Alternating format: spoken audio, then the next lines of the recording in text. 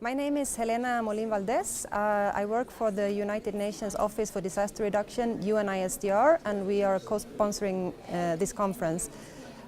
I chaired the session yesterday on socioeconomic aspects of natural hazards. This was a very interesting session with geographers, natural scientists, economists, and others speaking on the subject in a very varied way. What did we actually conclude? Well, a couple of things. First of all, that socioeconomic aspects of disasters are all-encompassing. It's not an issue of social science, it's an issue of interdisciplinary understanding of people, assets, hazards, impact, and data. So one of the conclusions was, and several of the 5 speakers made the comment that data, as we all know, on losses are not enough. We don't have enough data that are reliable and accessible for people. On the other hand, there was those who argued that data on losses is not enough. First of all, it's not reliable, it's site-specific, but to be able to be used as decision-making tools, it needs to also be much more large time-scaled, using samples over 100 years, a couple of 100 years, and even more to be able to make decisions.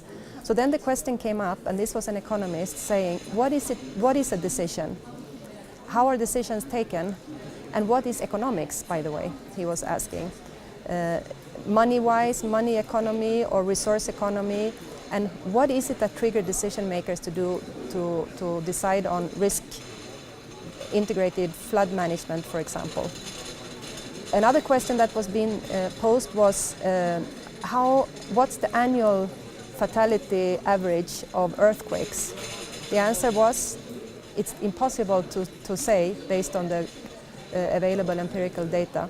Another interesting angle was how does social cost-benefit analysis being applied to not only look at economies and financial issues and to respond to what the so-called financial liberalization policies right now, which have failed, but how can that be applied to create a better equity society and well-being of the people? And how does this link up to disaster reduction was a question posed by the public. Is it worthwhile to do costly social cost-benefit analysis versus doing quick community-based vulnerability analysis? The answer was, of course, there are different dimensions of things, and one is not excluding the other. Finally, what was the conclusion of this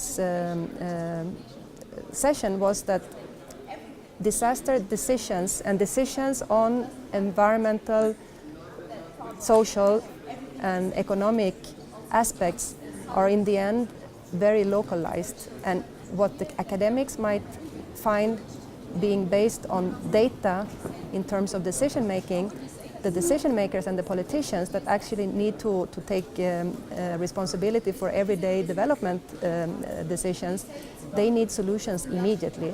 So the big question that was remaining after the 1.5-hour session was, how can we support decision making without sufficient data, based on uncertainties and based on dynamics of an interconnected and complex society?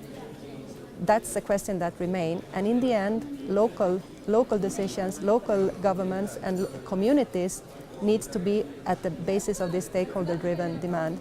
And the economist that concluded the session, he said, economists are not scientists, and economists should not take the decisions. The economists should put their data and their knowledge to the demand of the stakeholders in these kind of issues. So that was the conclusion. Thank you.